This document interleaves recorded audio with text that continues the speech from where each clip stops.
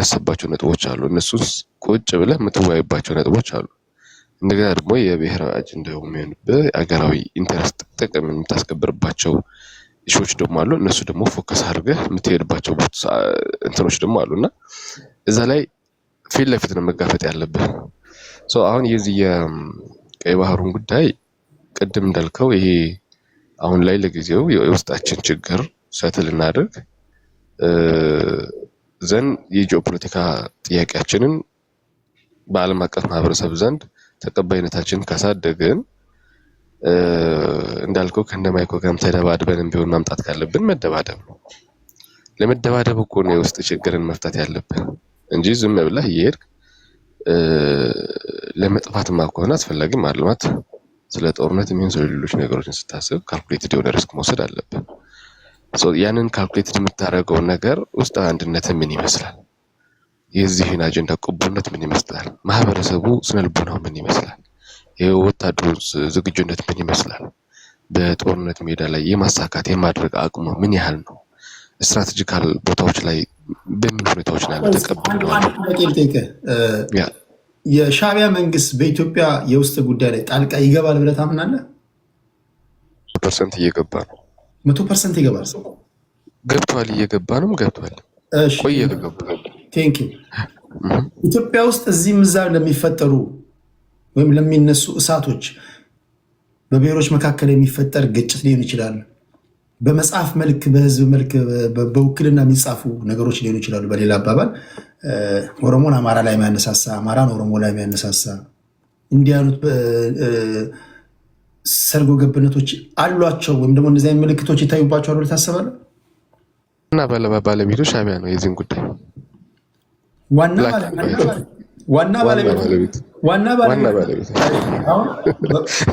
ባለቤቱ ማይኮ ከሆነ ቆይ አሁን ሲሪየስ የሆነ ጥያቄ የምጠይቀው ነገር አለ፣ ለሁላችሁም ነው። አሁን የሚበጠብጠን ማይኮ ከሆነ ማይኮ ፍሬንዳችን ነው፣ ግን ጀስት ራሱን ለመከላከል እድል ሰጠዋለሁ እዚህም እዛም ማይኮ። ምክንያቱም እኛ ከጠነከርን ወደ እሱ እንደምንመጣ ቃል ያለው አማራጭ ምንድን ነው? እኛን ማዳከም ነው። እኔም በማይኮ ቦታ ቦል ላደረግ የምችለው ይሄን ነው። በነገራችን ላይ በተደጋጋሚ እንደምናገረው የኢሳያስ አፈወርቂ ናሽናል ሴኩሪቲ አድቫይዘርን ሆኜ ብሾም እሳት የላስኩኝ መሆኑ በቃ አማራን ከኦሮሞ ጋር አጋጫለሁ፣ ኦሮሞን ከስልጤ ጋር፣ ስልጤን የሌለ የማንኪያ ነገድን ከጭልፋ ነገር ጋር ሁሉ ላጋጭ እችላለሁ። ምክንያቱም የህልውና ጉዳይ ነው። የናሽናል ሴኩሪቲ አድቫይዘር ከሆንኩኝ በሀገሬ ጉዳይ ላይ እንዳትመጣብኝ ላደርግ የምችለው ነው የማደርገው። ማንም ለሀገሩ ጉዳይ የሚችለውን ያደርጋል። እውነታው ይሄ ከሆነ አንዳንድ ሰዎች ይመጡና አሁን አንተም ስትናገር ሰምቻለሁ። የባህር በር አያስፈልገን፣ መጀመሪያ የውስጥ ጉዳያችንን እናስተካከል። ኦሮሞ ከአማራ ጋር ቅራኔ ውስጥ ገብቷል። ትግራይ ከአማራ ጋር ቅራኔ ውስጥ ገብቷል። ወላይታ ከሲዳማ ጋር ቅራኔ ውስጥ ገብቷል። ስልጤ ከጉራጌ ጋር ቅራኔ ውስጥ ገብቷል። እዚህም እዛም እሳት ይነሳሉ። ለኳሹ ማይኮ ነው። ማይኮ እየለኮሰ ወደ ሰሜን ሄደ ስታጠፋ የደቡቡን ይለኩስባል። ደቡብ ሄደ ስታጠፋ ምስራቅ ይለኩስባል። ምስራቅ ሄደ ስታጠፋ ምዕራብ ላይ ይለኩስባል። መች ነው የውስጥ አንድነታችንን እናስተካክል ብለህ መች ነው የምትጨርሰው? ወይም በዚህ አያያዝ የምትጨርስ ይመስላል ወይስ ሳትጨርስ ወይ እነሱ ይጨርሷል ወይስ ክርስቶስ ይመጣል? የባህር በር ሳታገኝ ሊሆን የሚችል ነገር አይደለም። ከዚህ ይልቅ ማይኮን አደም ማስያዝ አይሻልም? ማይኮ ለኳሽ ከሆነ ማይኮን እጁን ትይዛለህ። ምን ይዘህ ነው ማይኮን አድም የምታስይዘው ነው ጥያቄው እኮ ቴዲ። እሱን እኮ ዘላቂ መፍትሄ ችግሩን ተሻግረህ ቤት በኩል ነው የምትሻገረው። የምትሻገርበትን ለምሳሌ እዚህ ጋር አሁን እየተጣላችሁ ከሆነ ከችግሩ በላይ ማይኮን እኮ እንደምንም እዚህ ጋር ደብ ካስገዛው ገብቶኛል። እንደዚህ እንግለጽ ቴዲ፣ እንደዛ ማድረግ አይሻልም? እንደዚህ እንግለጽ ቴዲ። እሺ ማይኮ የዘላለም ያንተ ችግር መሆኑን አውቃል። የኋላህም የመጪህም ተስፋ የሚያጨለምብህ መሆኑን አውቃል። ያ የሚያደርጉን ደግሞ በእኔና በአንተ መካከል ነው ቴዲ። እኔ እናንተ ቁጭ ብለን መነጋገር መቻል አለብን። ይሄን ማወቅ መቻል አለብን። ይሄንን ስንረዳ እናንተ ችግራችን የፈታንለት ስለ ማይኮ ምን መፍትሄ እናስቀምጥ ተባብለን ደግሞ መወያየት መቻል አለብን። አይተኛልህማ ማይኮ እናንተ ጭራሽ እኛ በማይኮ ጭንቅላት ነው እንደምንመራው። እኔ እናንተ እኮ ጭንቅላት አለን። የሚበጀንን እናውቃለን። አሁን ኦፍኮርስ 100% በእኛ ጉዳይ ላይ ጣልቃ ገብነት አላቸው። 100% በመጽሐፍም ይሁን በትርክትም ይሁን ፖለቲከኞቹን ኢንፊልትሬት አድርገው በማስገባት ይሁን ሳንነቃ ነው ዋይዝ አልነበርንም። አሁን ነቅተናል ብለን የምታስበው መንቃት አለብን። ጠቅልለን ሞልተን አልነቃንም። ዛስ ዋይ ዲስከስ የምናደርገው ገና መንቃት አለብን። ኦፍኮርስ የነቁ የተወሰነ ብልጭ ያሉ የብርሃን የጋን መብራት ሆኑ ኤሊቶች አሉን፣ ውስን ሰዎች አሉ። ግን እንትን አለው የሆነ ድምፅ አለው ኤኮ አለው። እንዴት ነው ልቀይረው? እንዲሁ አንተ አውራል እስከዛ ሰማሃል ነው የኔ ጥያቄ። ለምሳሌ ቀዳማዊ አፄ ኃይለሥላሴ ወይም ቃስ ዩኒቨርሲቲ ውስጥ ከነበሩበት ጊዜ ጀምሮ በተለይም ኤርትራ በፌዴሬሽኑ ከዲዞልቭ ከተደረገባት በኋላ የተቆጡ የሻዕቢያ ፖለቲከኞች የኢትዮጵያ ፖለቲካ ውስጥ ገብቷል። የብሔር ጉዳይ ሲያቀጣጥሉ ነበረ። በነዋለኔ መኮንን በኩል በተለያዩ ፖለቲከኞች በኩል ገብተው ሲያምሱን እንደነበረ ካወቃችሁ አሁን የባህር በር ጉዳይ ደግሞ ጥያቄ ሆኖ ከመጣ መጀመሪያ ውስጣዊ አንድነታችንን ውስጣዊ ችግራችንን እንፍታ ካላችሁ መች ነው የምታመጡት? እናንተም ስልጣን ላይ እኮ ብትሆኑ እኮ ቴዲ እንዴት ነው አሁን ለኳሹን ለምንድን ነው ስርዓት ማታስይዙ? ወደዛ ልመጣል ነው። እንዴት እንደሚል ልንገር ቴዲ። አሁን ድምፅ አሪፍ ነው አይደለ? ይመስለኛል። አሁን ይሻላል። አሁን እንዴት መሰለ ቴዲ ነገርየው የሆነ ሻዕቢያ ብቻውን የሚለኩሰው ነገር አይደለም። እንዲለኮስ ምክንያት የሚሆኑ ፍላጎት የሚነሳባቸው የውስጥ ጥያቄም አለ ማለት። አሁን ለምሳሌ ቫይረስን የሚሸከመው ከሰውነታችን ውስጥ ያለው የቀይ ደም ሴላችን ብቻ ነው። የነጭ ደም ሴላችን ደግሞ ያው ቫይረስን ለማጥፋት ይሞክራል፣ ግን ከአቅም በላይ ይሆንበታል። አሁን ኢትዮጵያ ውስጥ ያንን የሻዕቢያን አስተሳሰብ ለሻዕቢያ እድል የመስጠት ምናምን የሚባሉ ነገሮችን እድል የምንሰጥበት ከውዝ ስላለ ነው። ያን ከውዝ የውስጥ ጥያቄ ነው። ከፊሉ የብሔር ጥያቄ ይሆናል፣ ከፊሉ የዲሞክራሲ ጥያቄ ይሆናል፣ ከፊሉ የስልጣን ጥያቄ ይሆናል፣ ከፊሉ የታሪክና የትርክ ጥያቄ ይሆናል፣ የኢኮኖሚ የፓወር ጥያቄ፣ ብዙ ጥያቄዎች አሉ። ያንን ጥያቄ ለማሳካት የሆነ አካል ጋር መለጠፍን ምርጫ ያደረገ ኃይል አለ። ያንን ጥያቄ እንዴት ነው መፍታት የምንችለው? አሁን መታየት ያለበት ሄዲ ማለት የሆነ ቀለል አድርገን ትግራይ ውስጥ ጠቅላላ ከኢትዮጵያ ፌዴሬሽን ተነጥላለች። በአሁኑ ሰዓት ከፌዴራል መንግስት ስልጣንም የለችም፣ ተበደላለች። ያለፉት 2-3 ዓመታት በጄኖሳይድም ክሌም የምናደርገው ነገር አለ። ተጨፍጭፈናል ብለን እናስባለን። ያውም በሻዕቢያና በብልጽግና ባሰማሩት ኃይል። የአማራ ክልል ደግሞ አሁን ላይ ጦርነት ላይ ነው ያለው። የኦሮሞ ህዝብም የታሪክ ጥያቄም አለው። አሁን ላይም በፌዴራል መንግስቱም ደስተኛ አይደለም። በወለጋ ላለፉት 6 ዓመታት የሚሆነውን ነገር እናውቃለን። ብዙ ጥያቄዎች አሉ። አሁን የዚህ የትግራይም የአማራም የሌሎችም ኃይሎች ጥያቄ የብልጽግና መንግስት ያንን ነገር በበቂ ሁኔታ ሰትል ሳያደርገው፣ ለምሳሌ የትግራይ ኔሽን ውሰድ። የፕሪቶሪያ ስምምነት ከተፈራረምን በኋላ ከ2 ሚሊዮን በላይ ተፈናቃይ ካለም ይይዘን የምንጠይቀው የፌዴራል ህገ መንግስቱ መሰረት ያደረገ የግዛት አስተዳደሮቹን በተስተካከለበት መንገድ ይሁንና ተፈናቃዮች ይመለሱ፣ ወደ ትክክለኛ የሰላም መንገድ እንምጣ ብለን በምንጠይቅበት ጊዜ በፖለቲከኞች መካከል ባለው አለመተማመን ውስጥ ህዝቡን ማህበረሰቡን እየጎዳው ነው ያለው። ያንን የፕሪቶሪያ ስምምነትን ተፈርሟል ብሎ ደግሞ ያንን ተቀባይ ያላደረጉት አካላት ወይ ደግሞ ጦርነት ውስጥ የገቡ ኃይሎች ደግሞ አሉ። አሁን እኔ ቀድም እየሰማው ለአማራ ክልል ስላለውን ጦርነት ሰልፍ ተደርጎ ምን ተደርጎ ምናምን የተጀመረው የሚል ነገር የሰማው መሰለ። ውሸት ነው ይሄ። የፕሪቶሪያ ስምምነት እንደተፈረመ በነጋታው ጦርነት ጀምረዋል እነዚህ ሰዎች። አንዳንድ ጊዜ ማለት በልኩ መነገርም ስላለበት ማለት ነው። ልና ደግሞ ከየትኛውም ጊዜ በላይ የኢትዮጵያ መንግስት በቀርን አፍሪካ ላይ ጂኦፖለቲክስ ጉዳይ ጠንካራ ሆኗል አለች። ቶታሊ ሮንግ። ኢትዮጵያ በቀርን አፍሪካ ላይ ሰላም የማስከበር ሚና ስትወጣ የነበረችውን አገር ውስጥ ሰላም አጥተን እየታመስንበት ያለን ጊዜ ነው። አሁን ላይ ሉዓላዊ መሬታችንን አሳልፈን የሰጠንበት ጊዜ። በዚህ በኩል በጎንደር በኩል የአልፋሽጋን የሚባለው መሬት መሰለኝ በትግራይ ውስጥ ባድመና ዛላንበሳ ኢሮብን አሳልፈን በሰጠንበት፣ በሶማል ቤንሻንጉል በደቡብ በተወረንበት ጊዜ ጂኦፖለቲካችን ከፍተኛ ቦታ ላይ ደርሰናል ስንል ይሄ ቅጥፈት ነው የሚሆነው። እኔ አያና ቢኖር ደስ ይለኝ ነበር። እኔና አያና የበርበራ ወደብን ሜሞራንደም ደግሞ አንደርስታንዲንግ በተፈራረመ የፌዴራል መንግስት አያና 100% እርግጠኛ ነበር። 100% ቪዲዮዎች የሚሰራ ነበር። እኔ ነግረው ነበር ተው አያና፣ አንደኛ ይሄ አጀንዳ ለአንተ አይመጥንም፣ ሁለተኛ አጀንዳ ሽፍት ለማድረግ ካልሆነ በስተቀር የፌዴራል መንግስት ይተዋል ብዬ ነው። ቶ አቆም ምክንያት አቅም አልገነባም። አንዋሽ ወደዛ ደረጃ እንደግ ብለን እንድንነጋገር ካልሆነ በስተቀር እንደዛ አይደለም። አሁን ቴዲ ተደጋግሞ እየተነገረ ያለው ከትግራይ በኩል ጽምዶ የሚባለው ነገር እኛ እየተቃወመ ነው እኮ ስለምንቃወም ደም ስለሚያፋስሰን የማይረግብ የእርስ በርስ ጦርነት ስለሚያዋልድ እኮ ነው ይሄ ነገር ነው አያስፈልግም እያልን ያለ ነው እንጂ ብልጽግና የበላይነት ወስዶ ጦርነትን የሚቆጣጠር ቢሆን ከሰሜን በኩል ያለው ኃይል የበላይነት ወስዶ ጦርነትን በአጭር ጊዜ የሚያጠናቅቅ ቢሆን ዝም እንተዋቸው ነበር ይዋጣላቸው ብለን ማለት ነው። እንደሱ አይደለም ቴዲ በፍጹም እንዳይመስል የኢትዮጵያ መንግስት አቅም ኖሮት የኤርትራን ማንበርከክ አይችልም።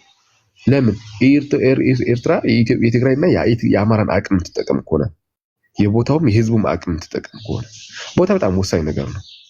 ኤርትራ የሆነ የረጅም ተምዛግዛጊ ሚሳኤል አለኝ ብላ ብታስብ ጦርነቱ ዛላንበሳ ቦርደር ላይ ቢጀመር ከትግራይ የማይልፍ ሚሳኤል ነው የሚኖራት። ኢትዮጵያ 4 ኪሎ ሴፍ ሆኖ እንደፈለገው ይዋጋል። ሰላም እንደሆነ እንደ ህዝብ እኛ ነው የምንሆነው። የፌደራል መንግስትም ተመሳሳይ ጦርነቱ ዛላንበሳ ቢኖር ነው አድቫንቴጅ የሚኖረው እንጂ ጦርነቱን አላማጣ ቢጀመር አብይ አህመድ 4 ኪሎ ለመግባት በጣም አጭር ነው የሚሆነው። ጦርነቱ የሚነሳበት ቦታ ወሳኝ ነው። ጂኦፖለቲካል አድቫንቴጅ ማነው የጦርነት አድቫንቴጅ ስላለው ማለት ነው። የት ነው የሚጀመረው ጦርነቱ? የፌደራል መንግስት ከትግራይ ጋር ያለውን ትግራይ ችግር ፈቷል ወይ 100%? ከትግራይ ጋር ተቀያይመ ጦርነት የት ነው የምትጀምረው? ያውም ደግሞ የትግራይ ኃይል ከሻዕቢያ ጋር ይጣመራሉ እያለ ራያ ላይ ልትጀምረው የሆነ ቦታ ላይ ልትጀምረው ከአፋር ጋርም ቢሆን ትቆረጣለህ። ቦታው እኮ ቀላል እኮ ነው። ከትግራይ የሚነሳን ጦርነት ወልቃይት ለመቁረጥ ቀላል ነው። በሱዳን ለመግባት ቀላል ነው። በኦም ሀጀር አድርገህ ወደ ሁመራ ለመግባት ቀላል ነው። በዛ በኩል የሻዕቢያ መንግስት አዲስ አበባ ሊገባ ይችላል ብለህ ነው የምታስበው? የትግራይ ኃይልና የሻዕቢያ መንግስት እንዲሁም ደግሞ አማራ ክልል ውስጥ የሚያግዙት ኃይል ከተገኘ ወያ 4 ኪሎ ይገባሉ ብለህ ከተገኘ ያ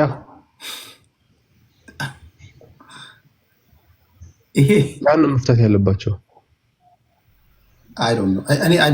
አይመስለኝም። ነገርኩ አይመስለኝም። ሌላ ይቅር ለመሰለ ለማየት ሐቁን ልንገርህ ለመሰለ ያለውን ነገር አሁን ስላለው መሬት ላይ ስላለው ነገር ነው የምታወራው። ሌሎችም ተዋቸው። በቃ የኦሮሞን ህዝብ ገለ ጨርሰ መሆን አለበት። በአጭሩ ልንገርህ እንደዚህ አይነት ሚስካልኩሌት በእርግጥ የቲፒኤልኤፍ ሰዎች ከጥፋታቸው ተምረው ሌላ ታክቲክ ይፈጥራሉ ምናምን ብዬ ማስበው አይደለም፣ የምታስባቸው አይደለም። ተመሳሳይ መንገድ ነው ሁልጊዜ ይሬን ይራውት የሚጠቀሙት ተመሳሳይ መንገድ ነው። ተመሳሳይ መንገድ ነው። ታክቲክ እንኳን አይቀይሩም። አሁንም 4 ኪሎ መግባት የሚችሉ ነው የሚመስላቸው። እኔ ከዛ ይልቅ 4 ኪሎን እንዳለ ሆኖ ሌላ መንገድ መቀየር አለብህ ብዬ አስባለሁ። አንዳንድ ጊዜ ዓላማህ ትክክል እኮ ሊሆን ይችላል፣ መንገድህን ግን መቀየር አለብህ። ደርግን በጣልክበት መንገድ ድጋሚ አሁንም የፋኖ መንግስት ይመጣ ሌላ መንግስት ይመጣ በዛው መንገድ ብቻ የምታስብ ከሆነ ወይ በጣም ቶፕ የሆነ ስትራቴጂስት ሰው የለህም ማለት ነው። የሆነ ስትራቴጂስት የሆነ በጣም ይሄ ቶፕ ሊደር የሆነ አለ አይደል? ስትራቴጂስት የሆነ ሰው በፖለቲካ ውስጥ በጣም ወሳኝ ነው እንጂ አሁን አራት ኪሎ እንገባለን ማለት በመርፌ ቀዳዳ ዝሆን ማሻገር። ቴዲ እኔ እሱ እንዲሆን ስለማልመኝ ነው ከአንተ ጋር እያወራሁ ያሉት እንጂ መሬት ላይ ያለው ተጨባጭ አቅምን ማወቅ ያስፈልጋል። ለመናገር እኛ ይሄ ነገር አልፈልግም እያልኩ ነው። እንደኔ ይሄንን አልፈልግም እንዲሆን አልፈልግም እያልኩ ነው። ደጋግሜ እየነገርኩ ያለው ለምን ዋትኢፍ ከዛ በኋላ ነው ከተዋላ ያለው ህዝብ ራሱ እኮ ቆይ ሌላው ይቅር በቂ እንድሰጣሉ ህዝባዊ ወያኔ ሓርነት ትግራይ እኮ አይደለም 4 ኪሎ ገብቶ በኢትዮጵያዊ ህዝብ ዘንድ ቅቡልና ሊያገኝ ቀርቶ እዛው በክልሉ እንኳን እኮ በትግራይ ህዝብ እኮ ቅቡልና አላገኘም። አንዱን እኔ እያልኩ እኮ አንተ አልተቀበልከው። አሁን የኢትዮጵያ ህዝብና ህዝባዊ ወያኔ ሓርነት ትግራይ ድጋሚ 4 ኪሎ ላይ የሚፈልገው ያኛው ጨዋታ ግን መልኩ ሌላ ነው አባቴ። ያኛው ጨዋታ መልኩ ሌላ ነው የሚሆነው። 2 ደቂቃ አለ። አሁን ዞሮ እስኪ በሚቀጥለው እድል ላይ ቤትም ይደብራቸዋል። አሁን እንደዚህ አይነት ነገሮችን ሳወራ ለዛ ነው ይሄን ነገር የተወኩት፣ ሚዲያውን የተወኩት። ምን ነገር ቤት እየደበራቸው ነው ወጣል፣ ከዚህ አይነት ነገር ውስጥ ወጣ እያሉኝ ነው ያሉት። አሁን እያወራሁ ያሉት በቀናነት ነው፣ መታሰብ ስላለበት ነው። ቀድም ሁለቱም ሲምፕል ያደረኩልህ ነገሮች ለዛ ነው። አንደኛ ይሄ ጫፍ ላይ የሚጀመር ከሆነ የዛኛው ጫፍ ላይ የሚጀመር ከሆነ እዛ ለመግባት የ2 ሳምንት ጊዜ የማይፈጅም እያልኩ ነው። ከታላለ የ2 ሳምንት ጊዜ እዚህኛው ጫፍ ላይ ከተጀመረ ደግሞ ወደዚህ ለመምጣት ሜቢ ወራት አመታት ሊፈጅ ይችላል። አይደል? ቻሌንጅ ያደርጋል። ከታላለ በትክክል መታሰብ ስላለበት ነው። ይሄ ቀልድ አይደለም ባይዘው። ከዛ በኋላ ደግሞ የፕሮክሲ ነው የሚሆነው። ይሄኛው አቅም ስላለው ያ አቅም ስለሌለው ምናምን ብለህ እንዳታስብ። አቅም ይፈጠራል፣ በቀናት ውስጥ አቅም ይፈጠራል። አስፈላጊ የሆኑ ቴክኖሎጂ ይገባል፣ እሱን ኦፕሬት የሚያደርግ ቴክኒሻን እና የሰው ኃይል ይገባል። ገንዘብ ነው ጨዋታው። ተወጣላ ይሄ ነገር የፌደራል መንግስት ቦታውን ነው መጀመሪያ፣ ህዝቡን ነው መጀመሪያ መያዝ ያለበት። ህዝቡንና ቦታውን ለመያዝ ደግሞ የትግራይና የአማራ ክልል ውስጥ ያለውን ችግር መፍታት አለበት። ያን ካደረገ ቀይ ባህር አይደለም ኢስት አፍሪካን መቆጣጠር ይችላል። እና ይሄን ነው የኔ ጊዜው ሐሳቡ። የሚስቀጥሉ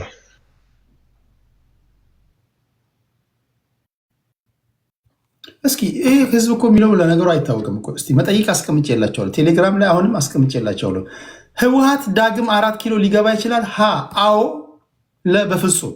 እስኪ ሀሳባችሁን አስፍሩና መጨረሻ ላይ ልወጣ ስል ስማችሁን እየጠራው ምላሻችሁን አነባለሁ። ህወሓት ዳግም 4 ኪሎ ሊገባ ይችላል? አዎ፣ በፍጹም። እሺ ቅድስቲና ወደ አንቺ ልምጣ። እሺ ቴንክ ዩ ቴዲዬ። እኔ ሴቭ ቢኖር አያናም ቢኖር ደስ ይለኝ ነበር። አክቹዋሊ ከታች ነው ይሰማሉ ብዬ ተስፋ አደርጋለሁ። መጀመሪያ አካባቢ ላይ ይሄ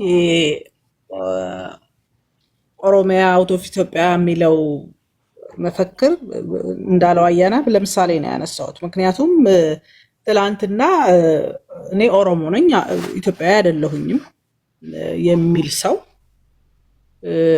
በተሰራበት የፖለቲካ ትርክት እንደሆነ እኔ አውቃለሁኝ።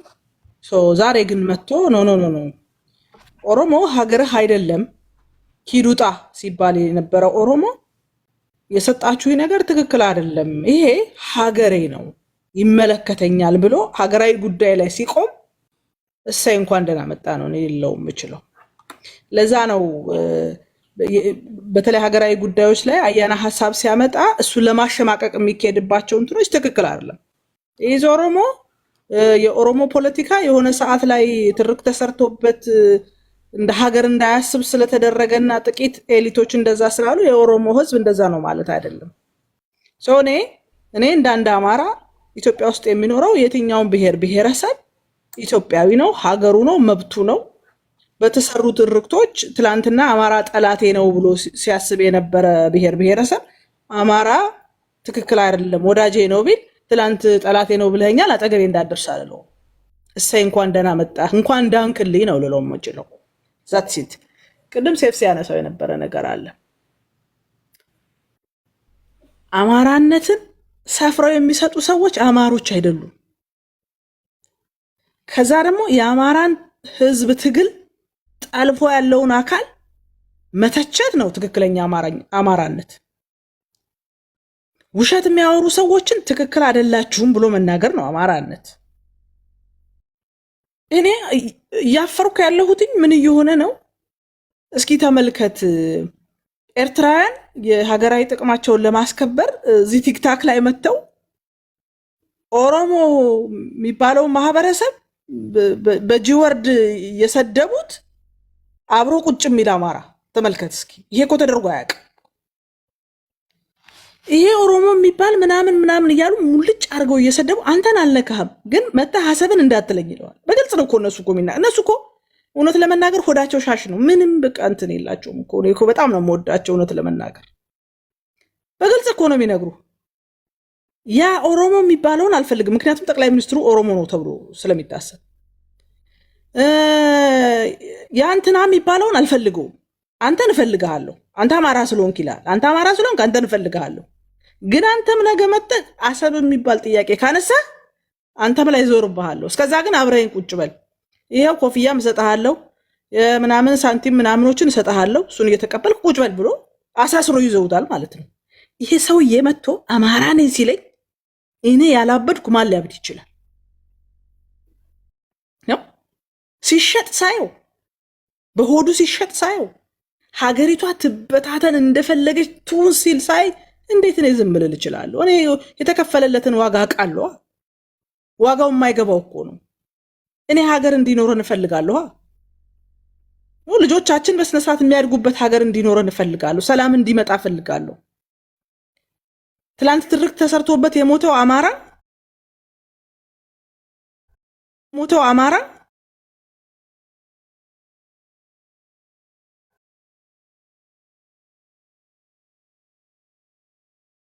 እና ብዙ ሰው ለባሏ ታደላለች ብሎ ሲጠብቅ ያየችውን ሀቅ ነው የመሰከረችው። የኔ ባለቤት ነው ጥፋተኛ እንደዚህ ሲያደርግ አይቻለሁ ብላ ማለት ነው። እኔ እንደዚህ አይነት ቤተሰብ ነው ያሳደገኝ፣ ውሸት የማያውቅ ይሄ ሌላው ብሔርተኝነት ላይ የተሰራውን ብሔርተኝነት አምጥቶ አማራ ላይ ለመጫን የሚደረገውን ነገር አልቀበልም። ትግሉ ስህተት ነው ብዬ ሳስብ በግልጽ ነው የምተቸው። ለማንም ብዬ ህዝቤ ላይ ለሚደርስ ነገር ሀቅ ነው የምናገረው። እዚህ ላይ አማራ ነች አማራ አይደለችም ምናምን ብትሉ እኔ አይመለከተኝም። እኔ አማራነቴን የሚያቅሰው ያውቃል። ለአማራ ላልሆኑ ሰዎች ለማስረዳትም ብዙ አልታገልም።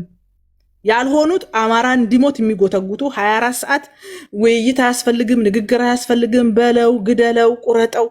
የአማራን ፖለቲካ በለበሱት ቁምጣ ልክ ሲሰፉት ሳይ ያመኛል። የአማራን ፖለቲካ ባገኙት ጥቅም ልክ ሲሰፉት በጣም ያመኛል። በዛ ማለፍ ስለማልችለው አክቹአሊ ከብዙዎች ጋር እየተነጋገርን ያለችው። ወደ ዋናው ጉዳይ ስመለስ እኔ ኤርትራውያን በጣም ወደኋላ ሄዳችሁ አስቡ። ጂኦፖለቲክሱን ይዩ። ኤርትራ እኮ ከተፈጠረች ጊዜ ከኢትዮጵያ ከተለያየች ጊዜ ጀምሮ እኮ እንደ ሀገር አክት እያደረገች አይደለም። እውነት ለመናገር እኔ መንግስቱ ኃይለማርያም ከዚምባብዌ ቢመጣ ሰፈር፣ መንደር፣ ቤት፣ አካባቢ ምናምን ቆርጥሮ በስነ ስርዓት ሊገባ የሚችል ኤርትራ ነው። ኢትዮጵያ ሲመጣ ይጠፋበታል። ኢትዮጵያ ተቀይራለች። ኤርትራ ቤት ይሄ ያደየ እንትና ቤት ነው፣ ይሄ የሻምበል ምናምን እንትና ቤት ነው ብሎ በስነ ስርዓት ሊገባ የሚችለው ኤርትራ ነው። ለምን እንደዚህ ሆነች ብላችሁ ማየት ያስፈልጋል። ሲጀመር አፈጣጠሯ እኮ ትክክል አይደለም የምንለው እኛ። ኤርትራ ኢትዮጵያን መታ አንገቷ ላይ ቆማ እንድትይዝ ስለተፈለገ ብቻ ነው የመጣችው። እስኪ ተመልከቱ። ለምን እንድታድጉ አልተፈለገም? ለምን እናንተ ሀገር ዲሞክራሲ አልመጣም? ለነፃነት የታገለ ህዝብ ነፃነቱን እንዴት በራሱ መሪ ያጣል? የታለ ፓርላማው? የታለ ዲሞክራሲ? የታለ ምርጫ? የታለ ሀገራችሁ ላይ ማለት ህዝባችሁ ሳያሳዝናችሁም? አንዳንድ ጊዜ እኮ እንደ ወደኋላ መጥቶ ማየት ያስፈልጋል። የታለ? ለምኑ ነበር የታገላችሁት? ለምንድን ነበር ከኢትዮጵያ የተነጠላችሁት? በደንብ ፖለቲካውን ላይ የሰው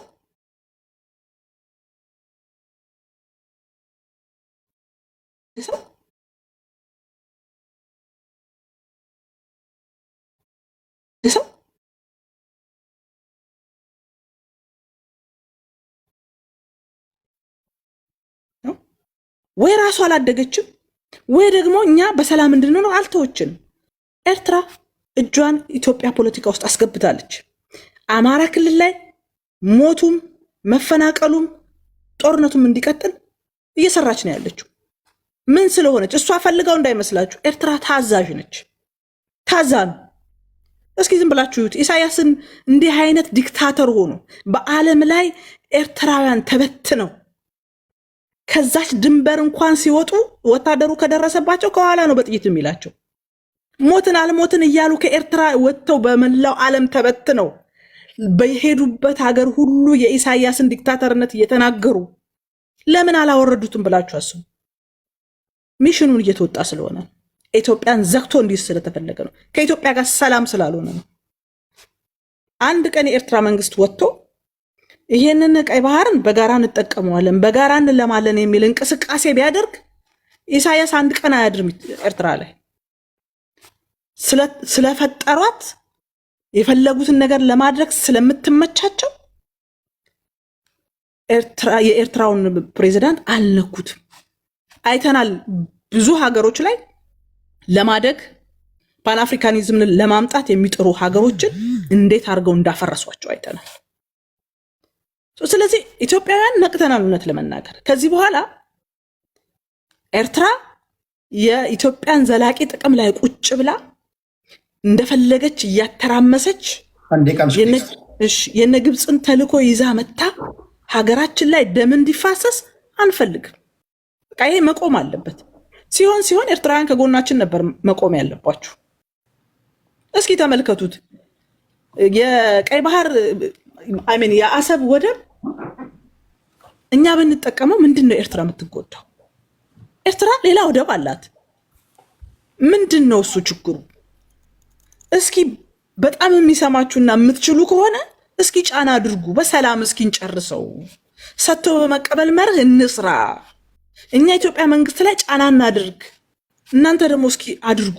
ከዛ ምላሹን ታዩታላችሁ። እሺ አይላችሁም። ታዞ ነዋ፣ ትእዛዝ ነዋ። ባይታዘዝ ኖሮ በትክክል የሚሰራ ቢሆን ኖሮ ኤርትራውያንን ለዚህ ሁሉ መከራ አይዳርጋቸውም ነበር። ቴንክ ዩ ቅድስታችን ልዕልና ሁሉ በጣም በድፍረት በአቋም በመርህ የምትናተን ፖለቲከኛ ናት። ሴቶች ወደ መድረክ ሲመጡ ትንታኔ ሲሰጡ ሀሳባቸውን ብቻ መሞገት ይሆንልን። የስልጣኔ ማሳያ ሰዎችን በሀሳባቸው መሞገት ስንችል ነው እንጂ ከኛ የሚቃረን ሀሳብ ሰዎች ስለተናገሩ መሳደብ፣ ማንጓጠጥ ምናምን ያለመሰልጠን ማሳያ ነው።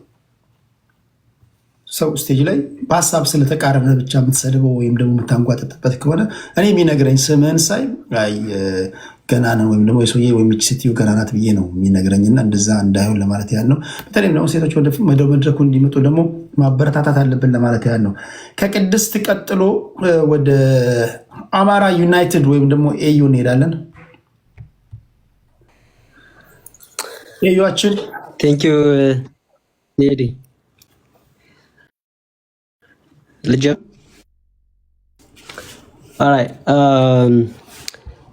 ምን አለ መሰለህ፣ አንድ አጀንዳው ሌላ ነው፣ ግን ኦን ቢሃፍ ኦፍ ዳት ደግሞ አማራን የሆነ መድረክ ላይ ቁጭ ብለው ሲወያይ የሆነ ጂ ወርድ ሲጠቀሙ አማራ ቁጭ ብሎ ያያል ምናምን። አሁን ይሄ ምንም ውሃ ማያነሳ ነገር ነውና ምንም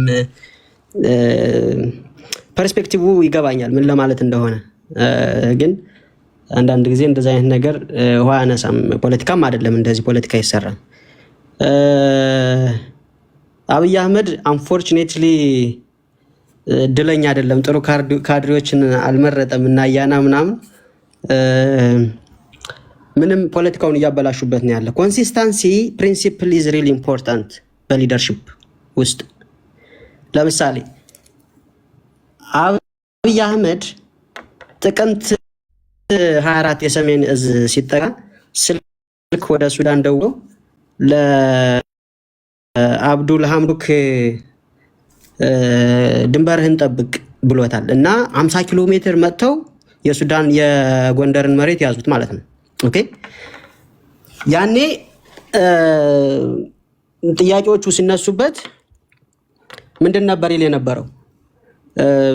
ለቁራሽ መሬት ብለን አንጠይቅም፣ ሄደን አንዋጋም ነበር ያለው ባጫ ደበሌም ብርሃኑ ጁላም። ኦኬ አሁን አየህ የናሽናል ኢንተረስት ጉዳይ አብይን ወሪ የሚያደርገው ከሆነ ከዛ ነው የሚጀምረው። ናሽናል ኢንተረስትን፣ ቦርደርን፣ ቴሪቶሪያል ኢንቴግሪቲን አሳልፈ ለባዕድ ሀገር ሰጠ። ዛሬ ላይ አሰብን አመጣለሁ በዛም ደግሞ ለጦርነት ያልተሰራ ሲናሪዮ ሰርተ መጣ። እንደዛ መታረቅ ከሆነ ስህተት ነው። ሂር ኢዝ ዘ ቲንግ አናዘር ዋን ኢዝ አብይ አህመድ ወደ ስልጣን እንደመጣ ከዩኤኢ $3 ቢሊዮን መቀበሉን ራሱ ኦፊሻሊ ዲክላር አድርጓል። እሱ $3 ቢሊዮን ለምን ነበር የመጣው? እነሱ ባይሰጡን ደሞዝ መንክፈል አንችልም፣ ህዋቶች ዘርፈውት ነው የሄዱ ምናምን ይል ነበር። ዋወዝ ዲል ዲሉ ምን ነበረ? የዩኤኢ ፖለቲካል ኢንተረስት በሆርን ኦፍ አፍሪካ ምንድን ነው? ዛሬ ሱዳንን እያተራመሰች ነው ያለችው። መጠየቅ መቻል ካለበት የፕሪንሲፕል የመርህ ጥያቄ እንጠይቅ። በሀገርህ አትኖርም የተባለ ሰው፣ ዋና ከተማ ላይ ገብተህ አትታከም የተባለ ሰው፣ ሀገርህ አይደለም ውጣ የተባለ ሰው ዛሬ ምንድነው እየተባለ ያለው? ለምንድነው የናሽናል ኢንተረስቱ ሀገር ካሪ እንቁላል ቀቃይ ምናምን ይላል? ፖለቲካውን እነ አያና ሊሰሩ የሚፈልጉት ፖለቲካ ይሄ ነው። ታዳዝም ወርክ አይሰራም እንደዛ። the other thing is አብይ አህመድ የኢትዮጵያን ፖለቲካል ኢንተረስት ሳይሆን እያስፈጸመ ያለው የዩኤኢን ፖለቲካል ኢንተረስት ነው እያስፈጸመ ያለው። ማሳያ ዝም ብሎ አኪዩዚሽን ምናምን አይደለም። የፕሪቶሪያ አግሪመንት የመጀመሪያው ቀን ሊጀመር እያለ የሴክሬታሪ ኦፍ ስቴት የነበረው አንቶኒ ብሊንከን ትዊተር ላይ አንድ ነገር ጽፎ ነበር። I just called መሐመድ ቢን ዛይድ እና everything will be okay and በተቀመጠለት ታይም ስኬጁል መሰረት ኔጎሽዬሽኑ ይላል የሚል ነበረ። አሜሪካ ከማን ነው ኮንፈርሜሽን ያገኘችው? ከመሐመድ ቢን ዛይድ አግሪመንቱ እንዲካሄድ ማለት ነው፣ ኔጎሽዬሽኑ በደንብ እንዲካሄድ። ስለዚህ የአሜሪካ ኢንተርቬንሽን ሰፊ ነው አይደለም፣ ጠምዝዛ የያዘችው ዩኤኢ ነች። ስለዚህ ቅድምም አንተ ኮሜንት ያደረግው ነገር አብይ አህመድ ለኦሮሞ ህዝብ እየሰራ አይደለም፣ አብይ አህመድ ለኢትዮጵያም እየሰራ አይደለም። አብይ አህመድ እኮ የኦሮሞ ህዝብ እኮ እየገደለ ነው። ብዙ ሪፖርቶችን ኢንተርናሽናል ይሄ ሎካል ዶሜስቲክ የሆነውን ሎካል ኒውስ እንተውና ኢንተርናሽናል የሆኑ ሚዲያዎች እኮ የሚዘግቡት አለ። በቲ ወርጌሳን ገድ እጅና እግሩን አስሮ የገደለ አገዛዝ ለኦሮሞ ህዝብ ምንድን ነው? ቅድም አሁን አንተ ስትናገር የነበረው የህወሓት ወደ ማዕከላዊ ስልጣን ለመምጣት የኦሮሞ ህዝብ ገድሎ መጨረስ መቻል አለበት። ታዳዝም ወርክ ዳ ወይ አይሰራም እንደሱ አይነት ፖለቲካ። የኦሮሞ ህዝብ ዴይ ኤንድ ናይት እኮ እየተገደለ እኮ ነው። ወለጋ ላይ ያለው ያን ያህል ጦርነት ሊቆም ያልቻለው እኮ አብይ አህመድ ይሁንታ ስለሰጠው ነው።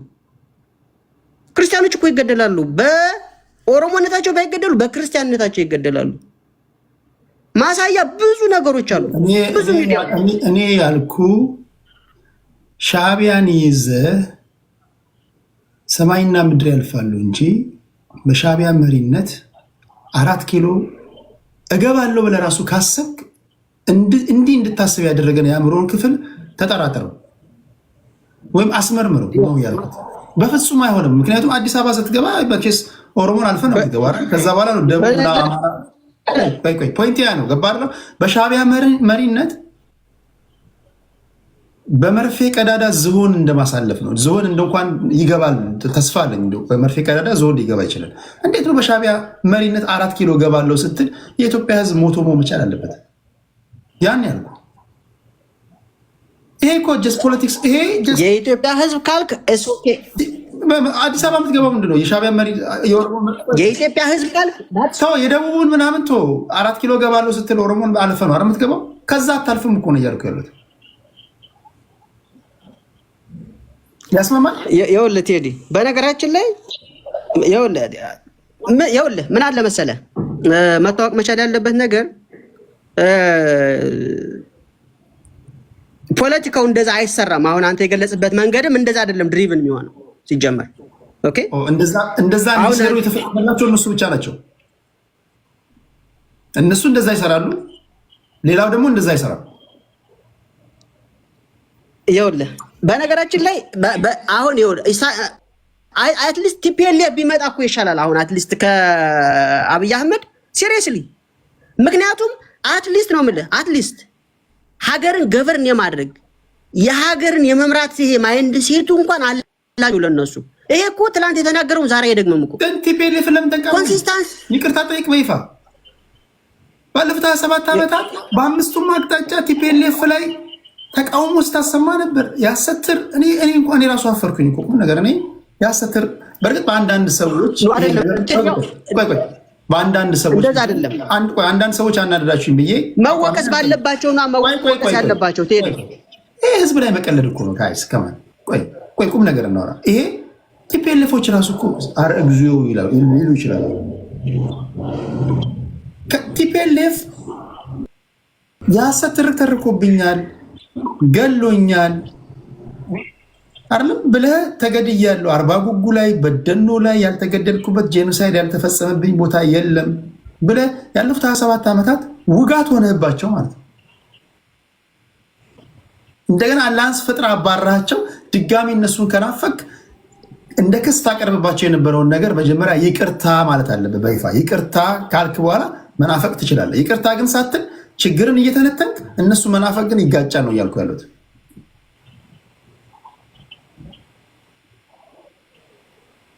አሁን እኛ ድልኝ ልጅ አይደለንም እና ከሁለት ተማማ ከሁለት ሰይጣን ተሻለውን ሰይጣን ነው የምንመርጠው።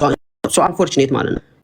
ምን አለ መሰለህ ከአብይ አህመድ ይሻላል ሀገራዊ አትሊስት ሀገርን ገቨርን ከማድረግ አድሚኒስትሬቲቭ ሲስተም ከማዋቀር አንፃር አሁን እኮ ከቦታ ቦታ እኮ መንቀሳቀስ አትችልም። በህዋት ጊዜ እንደዚህ አልነበረም። አትሊስት በተወነ ፍሬምወርክ ውስጥ እነሱ ይሻላሉ ማለት ግን ቲፒኤልኤፍ ላይክ ኖ ኤክስኪውዝ እሱ የተበላሸ ማለት ትክክል ነው ማለት ደግሞ አይደለም። እሱ ነው በደንብ መታወቅ መቻል ያለበት እንጂማ እሱ እኮ የነሱ ኤክስቴንሽን እኮ ነው። የነሱ ፖለቲካ ኤክስቴንሽን ነው። በእነሱ ሲስተም ውስጥ ያደለው ዘሴም ፓተርን ይዞ ነው ፖለቲካውን እየሰራ ያለው።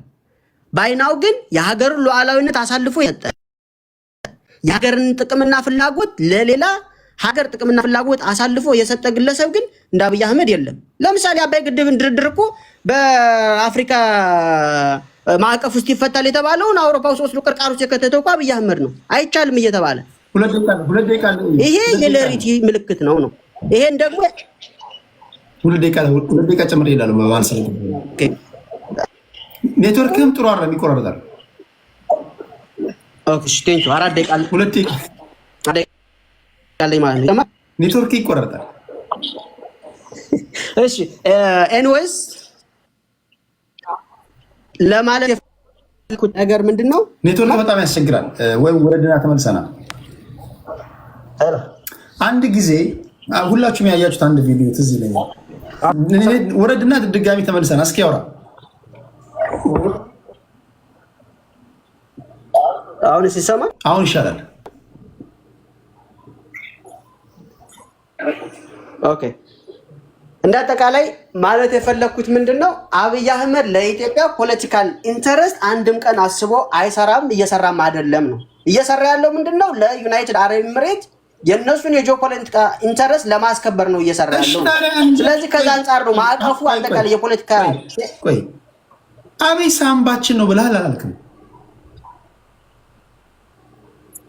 እንግዲህ ሊወጣኝ አይችልም። ፎሬቨር አንዴ እንደ ህዝብ ወጥተህ አብይ ሳምባችን ነው፣ አብይ 100 ዓመት ግዛን፣ አብይ ምንድነው ፓስተር አትጫወት፣ አብይዬ ብለህ ዘፍናል። አሁን ስህተት ነው። ቆይ ላስተካክል ብዬ ነው። ቆይ ፖለቲካ እኮ የሆነ ነገር ሚስቴክ ስትሰራ አሁን ኃላፊነት የሚሰማው ፖለቲከኛ ባደጉት ሀገራት ትላንት የተናገረው ንግግር ዛሬ ካልሆነ ወይ ሪዛይን ያደርጋል ወይ ይቅርታ ይጠይቃል። እኛ እኮ ምንም እንዳልተፈጠረ ነው የምንከረባበተው እኮ። አንዳንድ ጊዜ እኮ የምንከረባበትበት መንገድ እኮ ትክክል ቶታሊ አግሪ ያደርጋለሁ። እሱ ግን እኔ ደግሞ አይደለሁም። እሱ አንተ እያልኩ አይደለም። ኦኬ እሱንም አየን እኮ እነ ሬድዋን ሁሴን እኮ ያ አደብ እንትን ማነው አሰብ አያስፈልግም ሲሉ የነበሩት ዛሬ እኮ ያስፈልጋል ብሎ ሽንጣቸውን ገትረው እየተከራከሩ እኮ ነው። ዘሲም እኔ አሁን ምን አይነት ይሄን ምን ትለዋለህ? አሁን ይሄ እኮ ነው ትረስት የለም አልኩ። አብይ አህመድ ምንድን ነበር ሲለን የነበረ እግዚአብሔር ይመስገን እንጂ ከዚህ ሌላ ምን ይባላል ብሎ የሚመራደሙ ፋንደርስታንዲንግ ሶማሌላንድ ላይ ሲፈራረም ይዚያው ቱርክና ግብፅን አመጡ የጦር ቤዛ ፎርም እንዲያደርጉ አደረጋቸው። ለኢትዮጵያ ትሬትን ፈጠረ ማለት ነው። ዋረልስ ይኸው ግብፅ አሁን ሄደ። አሁን ሌላ ሀገር ደግሞ መጡ። አሁን ለ30 ለ40 ዓመት ኢሳያስ ደግሞ የምታውቀው ነው ፖለቲካል ሴራውን አመጡ። ደግሞ አንዱን እንትን ይልላል። አባይ ግድብን ኤክስፕሎድ ያደርጉታል፣ ያፈነዱታል።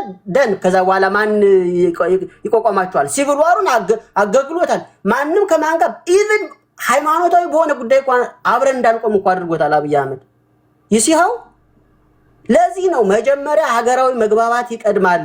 ያንተ ባርጌኒንግ ፓወር ኦፍ ዲፕሎማሲ ሊጨምር የሚችለው መጀመሪያ ፒስ ኤንድ ሴኩሪቲ ኢንተርናል ዶሜስቲክ ፕሌስ ማስፈን መቻል አለብህ። ቅድም ሳሚም ሲል የነበረው ይሄንን ነው። ከአማራ ጋርና ከትግራይ ጋር ያለውን ነገር ማስቆም ነበረበት። ንጹሃን መግደሉ ማስቆም ነበረበት። የህፃናትን ግድያ፣ ረሃብ፣ ሞት ማስቆም ነበረበት። አላደረገም። ዋይ እሱ ሌላ ፖለቲካል ካርድ አለው ከበስተጀርባ የሚጫወተው ከዩናይትድ አረብ ኤሚሬት ጋር። እሱም ፖለቲካል ፓተርን እስኪጨርስ ድረስ አሰብ ፌስ ካርድ ምን ይዞ ይመጣል? አሰብ ያስፈልጋል። አሰብን ለማምጣት ማትዋጉ ካላችሁ እንደ ሀገር ካጅ ያሳያል ማለት ነው። ሀገር ካጅነቱን ደግሞ ኦፊሻል እሱ አሳይቷል። 50 ኪሎ ሜትር የሱዳን የኢትዮጵያ መሬት ሱዳን መጣ ሲቲዝ ይሄንን ኤክስፖዝ ያደረገው ማን መሰለ? በሰዓቱ የሽግግር መንግስቱ ጠቅላይ ሚኒስትር የነበረው አብዶል ማን ነው እሱ ሐምዶክ ምናምን የሚባል የሱዳኑ የሲቪል አስተዳድሩ እሱ ነው ኤክስፖዝ ያደረገው። እኛ ሄደን አይደለም የወረር ነው። አብይ አህመድ ድንበራችሁን ጠብቋልና የሰሜን እዝ እንደተጠቃ ማለት ነው። በዛ በኩል እንዳይወጡ ምናምን በሚል ድንበራችሁን ጠብቋል ወረሩ። እስከዛሬ ድረስ እነሱ እንደያዙት ናቸው። ኢማጂን ዳ እንደዚህ አይነት ግለሰብ ይዘህ የናሽናል ኢንተረስት ኢሹ ይሆናል ብትል ማንም እንትን አይልም። ኢቭን ከፍተኛ የሀገር የጦር መሪዎች ለቁራጭ መሬት ብለን አንዋጋም አሉ።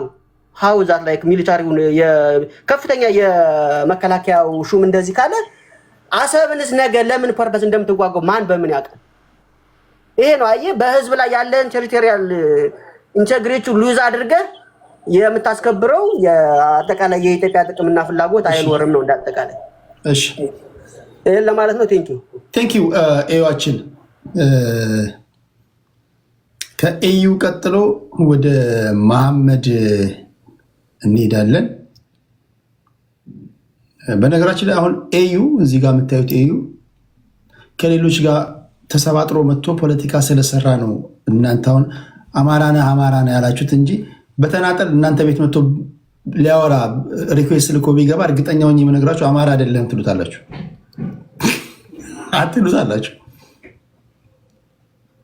ትሉታላችሁ ከሀሳባችሁ ጋር ቢቀረን አሁን ለእንትኗ ኦኬ ሻቢያ ነው እያላችሁ አንዳንዶቻችሁ ሻቢያ ነው ምናምን። እሺ ኤዩን ቴንኪው ከኤዩን ከልብ አመሰግናለሁ። ከኤዩ ቀጥሎ መሐመድ። እሺ ረጅም ሰዓት ነው የሆነው። ኤኒዌይስ ኤዩ አማራ ዩናይትድ የዛኛውን የቋንጃ ቆራጩን ስም ለመያዝ ፈልጎ ከሆነ ሙሉ ክብሩንም ሙሉ ጥቅሙንም ይዞ ቢመጣ ጥሩ ነው። በግልጽ ማለት ነው፣ ያው ተላላኪነቱን ማለት ነው። የሚናገራቸው ነገሮች የወጣበትን ማህበረሰብ ክሌም የሚያደርግበት ነው ብዬ ስለማላምን ማለት ነው። ንግግሮቹ በየትኛው መንገድ እሱ የሚያወራው ነገር ምናልባት እሱ ምንም ነገር ያለፈበት አይደለም ከሆነ ወይም ደግሞ ፓርት ኤንድ ፓርሰል ኦፍ ዶስ ክሪሚናል ጋንግስተሮች ጋር አብሮ ሲሰራ ከነበረ በ27 ዓመት ውስጥ አሁን የሚናገረው ንግግር ሊያሳምን ይችላል ለሰዎች ማለት ነው። ከዛ ውጭ ግን የትግራይ ህዝብ እንደ ህዝብ ነው። የአማራ ክልል ህዝብ እንደ ህዝብ ነው። የህዝብ ለህዝብ ሎንግ ተርም ኢነሚ አለ ብዬ አላምንም። ነገር ግን ኤሊቶችን በተመለከተ ያለውን ሁኔታ ዲና የምናደርገው አይደለም ለሌላው የኢትዮጵያ ማህበረሰብ ለራሱ ለወጣበት ማህበረሰብ ለትግራይ ህዝብ ራሱ የወገብ እከኩኖ የቆየን ቲፒኤልኤፍ የሚባልን ፓርቲ መናፈቅ ቲፒካል ስቶክሆልም ሲንድሮም የሚባለው ይሄ ነው። ትላንትና አቢዩዝ ያደረገህን ለዛ ላቭ ኤንድ አፌክሽን እስኪኖርህ ድረስ እሱን መናፈቅ አማራ ነኝ ብለህ ያውም ደግሞ ሌሎችን የምታሸማቅቅበት አማራ እያልክ ሌሎችን የምትገፋበትን ማንነት በዚህ ልክ ለቲፒኤልኤፍ ሲምፓቲ የምታደርግበት እና የምትናፍቅበት ማንነት ዴቨሎፕ አድርገህ ከሆነ አንተ ምናልባት በዛ ዘመን ከኤርትራ ወደ ሌሎች የአውሮፓ ሀገራት ለመሄድ አቅራቢያ ባሉ የክልሉ ዩኒቨርሲቲ ውስጥ እየተማሩ የነበሩ ኤርትራውያን ስደተኞች አንዱ ልትሆን ትችላለህ ብዬ ነው የማስበው። ኤዩ በራስህ በማንነት ውጣ፣ አታጭበርብር። ልክ ማይኮ የራሱን ሀገሩን ሪፕሬዘንት እንደሚያደርገው አንተም ሀገርህን ሪፕሬዘንት አድርገህ ብትወጣ ጥሩ ነው። ብዙ ጊዜ ስለማይ ማለት ነው ኤዩ። ከዛ ውጭ ምክር ተቀበል። ደግሞ ኢትዮጵያዊ ከሆንክ ምክር ይሰማል ኢትዮጵያዊና ቅድም መክሮሃል፣ የምትንቀው ግለሰብ መክሮሃል። ደግመህ ብዙ አይነት ነገሮችን እዳው የኢትዮጵያን የኤጁኬሽን ካሪኩለም የሚያስተች ንግግሮችን ስትናገር የነበረው እሱንም አስተካክል ለማለት ነው። ከዛ ውጭ እባብ ለመደ ተብሎ በኪስ አይያዝም። ዲስ ኢዝ ሪያሊቲ። እባብ ለመደ ተብሎ በኪስ አይያዝም። ስለዚህ እኔ በሰሜኑ የኢትዮጵያ ክፍል ላይ ያሉትን የጦርነት ጉሰማዎች በተመለከተ ህዝቡን መከራ ውስጥ እንዳይከቱት ስለምፈልግና ህዝቡ ለዘመናት ያለፈበት መከራ በየትኛው መንገድ ከዚህ በኋላ ጊዜ አግኝተው እንክፈለ ቢሉት ሊከፍሉት ስለማይችል ዳግም መከራ ውስጥ እንዳያስገቡት ስለምፈራ ብቻ ነው እንጂ ቲፒኤልኤፍ የሚባለው ኃይል ተመልሶ የኢትዮጵያውያኖችን የማስተዳደር ምናምን የሚባለው በምን መንገድ በምን ሞራል አላቸው? ሲጀመር ሞራል አላቸው? በአርምድ ስትረግል የኢትዮጵያን ሌላውን የኢትዮጵያን ማህበረሰብ አሸንፈው 4 ኪሎ የሚገቡ ከሆነ እውነትም እኛ ሌላው ማህበረሰብ ችግር ያለበት ሰው ነው ማለት ነው። ከዛ ውጭ ግን አዎ እንደ ማንኛውም መቼም በዘመናችን ብዙ ግፍ እና መከራ ያሳደሩ ኃይሎች ኤክስኪውዝ ተብለው ይቅርታ ተደርጎላቸው ተመልሰው በሰላማዊ መንገድ ተደራድረው አሁን የኢሃፓ ምናምን ተብሎ አሁን ፓርቲ ተመስርቶ የለም። ስለዚህ ዳግም ራሳቸውን አሻሽለው መጥተው እየሄዱበት ያለው ሁኔታ አለ። ቲፒኤልኤፍ ራሱን እንደገና አስተካክሎ ሰላማዊ የትግል አካሂደው በምርጫ ተወዳድሮ አገራዊ እንትን ፓርቲ ሆኖ ሊሆን ይችላል፣ ወይም ክልላዊ ፓርቲ ሆኖ አሸንፎ ወደ መሀል ሀገር ፖለቲካ ሊመጣ ይችላል። ከዛ ውጭ ግን የለመደውን ባለጀንፎ እንትን ዱላና ከዘራና ክላሽ ይዞ ተመልሶ እገባለሁ የሚለው ነገር የትም አያደርሰውም። በዚህ የምታስቡ ሰዎች ካላችሁ ምናልባትም ይሄ ትልቁ ይሄ ምንድነው ሬትሮግሬድ አምኔዥያ የሚባለው ችግር ነው ያለባችሁ። ትናንትናን አለማስታወስ፣ የሰራችሁትን ነገር መርሳት፣ የመርሳት በሽታ ማለት ነው። ሰው እኔና ሳሚ እንደ አንድ የዚህ ትውልድ ሰዎች ልንናገር እንችላለን ስለ መጽያችን ወደፊት ምን መሆን አለበት በሀገራችን ሁኔታ። ነገር ግን አቦይ ስብሐትን የመሐከል በእንትናችን አጫፋሪያችን አድርገን እሱን ወደ ስልጣን እሱን ወደ የኢትዮጵያን ፖለቲካ ዳግም እንዲያማስል ምናምን እናመጣል የሚል ከሆነ አይደለም አቦይ ስብሐት ራሱ ሳሚን ራሱ ፊት ለፊት እንፋለመዋል ማለት ነው። ይሄን ማወቅ አለበት። ተደብቀህ የምትሰራውን ፖለቲካ በግልጽ ወጥተህ መስራት የምትሄድበት እንትን አቅም ላይ መድረስ አለብህ ብዬ ነው የማስበው። ተደብቀው የሚሰሩት ፖለቲካ ሴራና ሸፍጥ እንደሆነ ስለምናምን ማለት ነው። ይሄን በዛ ጉዳይ ነው የማየው። ከዛ ውጭ ግን የቅድም ሳሚ ጎሰም ሊያደርገኝ ፈልጓል። በነገራችን ላይ በአሽሙርም ባሾገርም መናገር የተካንበት ነው።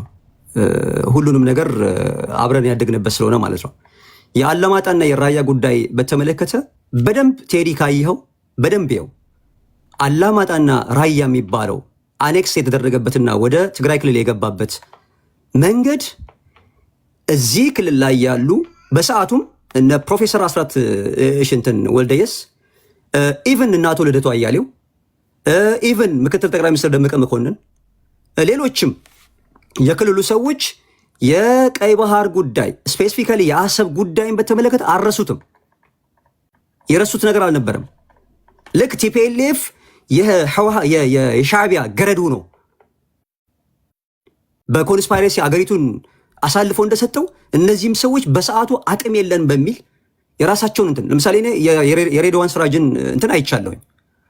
ሬድዋን ስራጅ የፓርቲ እንትን ላይ ነው ያን ንግግር የተናገረው። የምርጫ ቅስቀሳ እርስ በርስ የሚያደርጉት ነገር አለ ፓርቲ የተቃዋሚና የመንግስት እንትኖች። ያ ንግግሩ የኢህአዴግን ማኒፌስቶ ነው ሙሉ በሙሉ ሲናገር የነበረው። ያንን ነገር ባይናገር he will be kicked out። ስለዚህ በሰዓቱ ያደረገው ነገር ብዙዎቻችን we are not familiar with that discourse። እኔ አሁን እንደ አዲስ ነው እያየሁት ያለሁት። ሬድዋን ስራጅ ያን ንግግር ተናግሯል የሚለው ነገር አላውቅም። ሬድዋን ስራጅ ግን በየጊዜው ቆዳውን እንትን እያሸለተ ከመጣው ጋር የሚሄድ ሰው መሆኑን አውቃለሁ። እኔ በነገራችን ላይ የፖለቲካል እንትን ውስጥ ብገባ የሬድዋን ስራጅን አይነት አካሄድ አልሄድም። በቃ የአቋም ሰው ከሆንክ የአቋም ሰው መሆን አለብህ። ዛሬ ያለህን ማይንድ ሴት ትላንትና ሊኖርህ ይገባል። ትላንትና ለምሳሌ መለስ ዜናዊ በባህሪው የአቋም ሰው ያላቸውን ሰዎች አይነካም። ለምሳሌ አያሌው ጎበዜን ብታየው አያሌው ጎበዜ በአማራ ክልልና በትግራይ ክልል ባለ የቴሪቶሪ ዲስፒዩት ጋር ተነስቶ ይሄን ካላረክ ይሄን ትሆናለህ በሚል ሲባል ነው ከዚህ በኋላ ልጆቼ የመሬት ሻጭ ልጅ መባል የለባቸውም ስልጣኑን አልፈልግም ብሎ ለቀቀ። የዛን ሰዓት ኤክስኒክ ሊያደርጉት ነበረ፣ ሊያጠፉት ነበረ። መለስ ምንድን ነው ያለው? ኖ የአቋም ሰው መነካት የለበትም፣ አቋሙን አስቀምጧል። በዚህ ጉዳይ ሌሎች ሰዎች ቦታውን የሚይዙ ሰዎች ካሉ መያዝ አለባቸው ተብሎ እሱን ገለል አደረጉት። ሌሎች ሰዎች ስልጣን ያዙ። ስለዚህ ይሄን ሪያሊቲውን እያወቀን ዛሬ ላይ መተን የአላማጣና የራያ ጉዳይ አላማጣና ራያ ማለት እኮ ሳውዝ ኢስተርን ትግራይ የወሎንና የአፋርን ከሬድሲ እንትን ጋር እንዲቆረጥ የተደረገበት እንትን ነው። ይሄ ማየት ይችላል፣ ማፑን ማየት ይችላል። እንዲህ አካባቢ ሰው ባትሆን ራሱ ማለት ነው። ያ ትልቅ ቦታ አለው። እዛ ቦታ ላይ አሁን ለምሳሌ የኢትዮጵያ መንግስት አንዱ መንገዱ ምንድን ነው? የትግራይ ልጆች እንደምታያቸው ነው። ለምሳሌ ሳሚ ምን አለ? ከኛ ጋር ያለውን ችግር ሳይፈታ በእኛ አልፎ ኤርትራ ጋር ጦርነት ማድረግ አይችልም፣ በወልቃይትና ጸገዴ በኩል እንቆርጠዋለን፣ በዚህ ምናምን እንቆርጠዋለን የሚል የወታደራዊ ታክቲክ ነው እየነገረን ያለው። አንዴ ቃል ለማመድ እሺ እንትን እላለሁ። ያ ከሆነ ራያና አላማጣ ጋር ለምሳሌ እኔ የጌታቸው ረዳ አንዱ ታክቲካሊ ጌታቸው ረዳ መንግስት ይጠቀመዋል ብዬ የማስበው የዛው ተወላጅ ነው፣ የራያና አካባቢ ተወላጅ ነው። እኔ ቤዚካሊ ሂዝናት ትግሬ እኔ ትግሬ ነው ብዬ አላምንም። ራሱ ጌታቸው ረዳ ኢዝ እንትን ነው ልክ በትግራዮችም ሞጋፈቻ ካለ አላውቅም። ትግርኛ ቋንቋ ሊናገር አድርገው ትግሬ አድርገውታል። ስሩ ታይም እዛው ተምሯል። ፖለቲካው እዛ ስለነበረ እንጂ የሱ የአክስቱ ልጅ ማቀዋል። ኔቨር ክሌም ትግሬ ነኝ ብሎ ክሌም አያደርግም። ዋትሶኤቨር ግን ጌታቸው ረዳ የራያ ሰው ካልሆነ ጌታቸው ረዳ ምንድን ነው ሊሆን የሚችለው? ራያ ነው። ራያ ደግሞ ትግሬ አይደለም። ይሄንን በስነ ስርዓት በታሪክም በምን ማውራት እንችላለን፣ ችግር የለውም። ማንም ሰው አሁን ባለው አወቃቀር የክልል አወቃቀር አማራ ነው ማለት ይቻላል። ባለፈውም እኮ ሲናገር ነበረ የመጨረሻ መሄድ ካለብን ወደ ወሎ ግዛታችን እንመለሳለን፣ ወለየ መሆናችንን እናውጃለን አይደል ብሎ የተናገረው ጌታቸው ረዳ። ይሄ እኮ የሚታወቅ ነው። ወሎ ውስጥ ትግርኛ የሚናገሩ ሰዎች የሉም ወይ? አሉ። አሁንም አሉ፣ ትላንትም አሉ፣ ወደፊትም ይኖራሉ። ነገር ግን ራሳቸውን ለብቻ ነጥለው እኛ የዚህ ማህበረሰብ አካል ነን ብለው የሚሉበት ታሪክም የላቸውም። የትም ታሪክ ብታመጣ ማለት ቁጭ ብለን መነጋገር እንችላለን። በየትኛውም የታሪክ ማዕቀፍ ውስጥ በትግራይ ውስጥ ሆኖ አያውቅም። የወሎ ፕሮቪንስ ውስጥ ነው የነበረው ራያና አላማጣ። ከዛ በኋላም አሲሚሌሽን ምናምን የሚባለው ነገር ከተነሳም ራሱ ደብን ኦሮሞ እየተናገራሉ አይደለም። ሰሞኑን ቅቤ ተቀቡ ብለው ሲያላግጡባቸው አልነበረም? አይታል ቪዲዮ ሲዘዋወር የራያ ሰዎችም ማለት ነው። ስፒክ ትግርኛ ፍሉዌንትሊ ይናገራሉ፣ ኦሮምኛ ይናገራሉ፣ አማርኛ ይናገራሉ። ስለዚህ ይሄ የፖለቲካው አንዱ ኮንስፓይሬሲ ነው። ይሄንን ሪያሊቲ ዲናይ ማድረግ ሳሚ እኔ አፕሮፕሪየት ነው ብዬ አላምንም። ከዛ ባሻገር ግን በውስጥ ፖለቲካ የውስጥ አጀንዳ በተመለከተ እያንዳንዱ የሚፈተፍተውን እናውቃለን። ማን እንደሚነዳውም ይታወቃል። የውስጥ ፖለቲካም ሆነ የውጭውን ፖለቲካ አስታምን መሄድ ባለብን መልኩ መሄድ አለብን። እኔና ማይኮ የፈለገ ብንለጥጠው ጉዳዩን ሁለታችንም ለሚያጠፉን አካላት ፕሮክሲ ዋር እንዋጋል እንጂ ሁለታችንም ተጠቃሚ አንሆንም በዛ ጉዳይ ላይ። ስለዚህ በዛ መንገድ ነው መታየት አለበት ብዬ ነው የማስበው። አመሰግናለሁ። ቴንክ ዩ።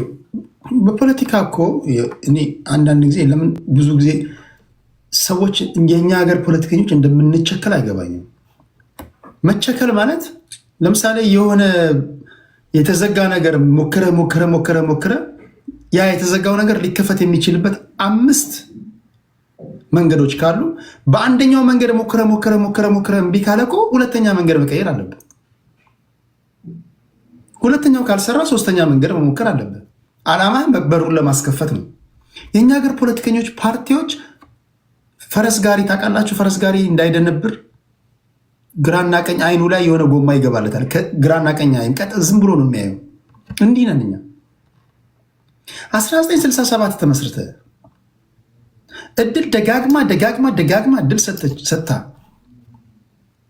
ደርግን አስወግደ ስልጣን ላይ ወርከ እንፍሽፍሽ አጋጥሞ እንደገና አፈር ልሰ ተነስተ እንደገና አሁንም ተመሳሳይ መንገድ እንዴት ትሞክራለህ? የሚያስቀው ነገር ከ1967 ጀምሮ ታክቲክ አልቀየሩም ቲፒኤልኤፎች፣ ግን ስቲል አሁን የሚከተሏቸው ሰዎች አሉ። እስኪ ቢያንስ የፓርቲውን ስም እንኳን እንቀይር እንኳን አይሉ።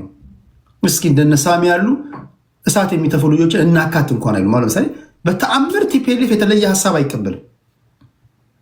ስንት ትግራዋ ያሉ እኮ ስንት ቁጭ አድርገው ፖለቲካ እኮ የሚፈተፍቱ የሚያስተምሯቸው ስንት የተለየ እይታ ያላቸው እኮ ልጆች አሉ።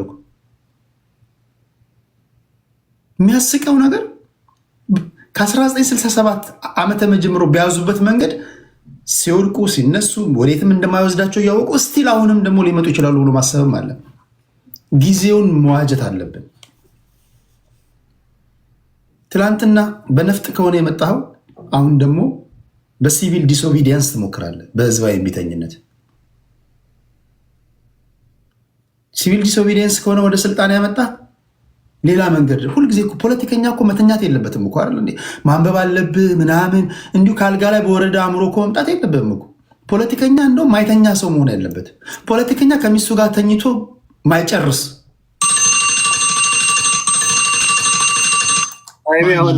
ማል ላስቃችሁ ብዬ ነው።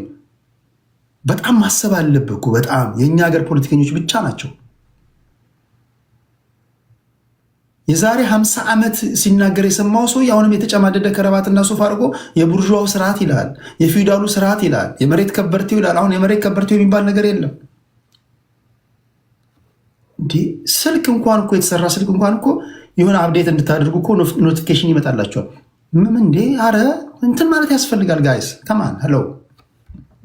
አሁን እሳት የራሱ የትግራዋዮች አሉ። አሁን እሳት የራሱ የአማራ ልጆች አሉ። አሁን እሳት የራሱ የኦሮሞ ልጆች አሉ። አሁን እሳት የራሱ የኢትዮጵያ ልጆች አሉ። ፖለቲካውን ራሱ ማዘመን መቻል አለበት። እድሜ ልክን አማራና ኦሮሞ ስልጤና ጉራጌ ምናምን እያልክ እንዴት ትኖራለህ? ትንታኔ ራሱ አያስጠላም? ያስጠላል። ጭስ ቀይረው በቃ አማራና ኦሮሞ ተበላበት። በቃ አሁን አማራና ኦሮሞ ከተበላ፣ ስልጤና ጉራጌ ከተበላ፣ ሲዳማና ወላይታ ከተበላ ቀይር ደግሞ የሆነ ነገር እንዴ እባካችሁ። እስኪ አንድ ሰው ዘላ አሜን በለኝ። መቸከል አይሆንልህ፣ አትቸከል። ወደ እንትና እንምጣ፣ ወደ ማይኮ እንምጣ።